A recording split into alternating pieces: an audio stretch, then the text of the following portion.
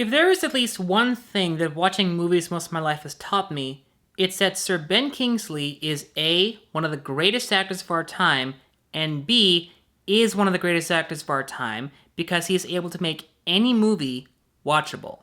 Which is not at all to say that today's topic, Learning to Drive, is a bad movie. It is not. It's just to say that while Learning to Drive is a very nice movie, it doesn't really have a whole lot to offer that you haven't already seen before in most typical divorce dramas. But what actually makes this a nice movie is that it knows it's not doing anything different, and it's not trying to do anything different. Rather, it's just telling a decent story with a very good cast and utilizing everyone's talent to their full extent.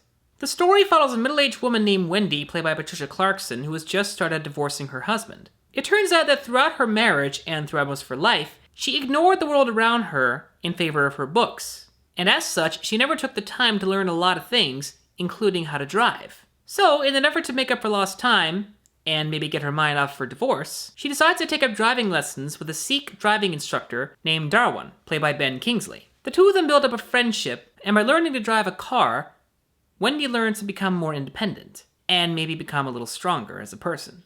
Normally, this kind of thing could very easily be a boring movie, but everyone involved brings their A game. And as I may have mentioned before in at least one other review, it is another reminder that you don't need a villain to tell a story so long as you have conflict. I was going to make a little nitpick about the editing, but then I discovered that it was partially edited by Thelma Schumacher, who has edited almost all of Martin Scorsese's work, and my favorite Michael Jackson video, so I can't say anything bad about that. Let's just say that Thelma Schumacher's editing choices have been interesting. While I do say this movie is good, and I do recommend seeing it, I can also very easily say that you don't absolutely need to see it in theaters. However, there's really nothing else all that interesting this week, so if you want to spend time in the theaters this weekend, give this one a shot.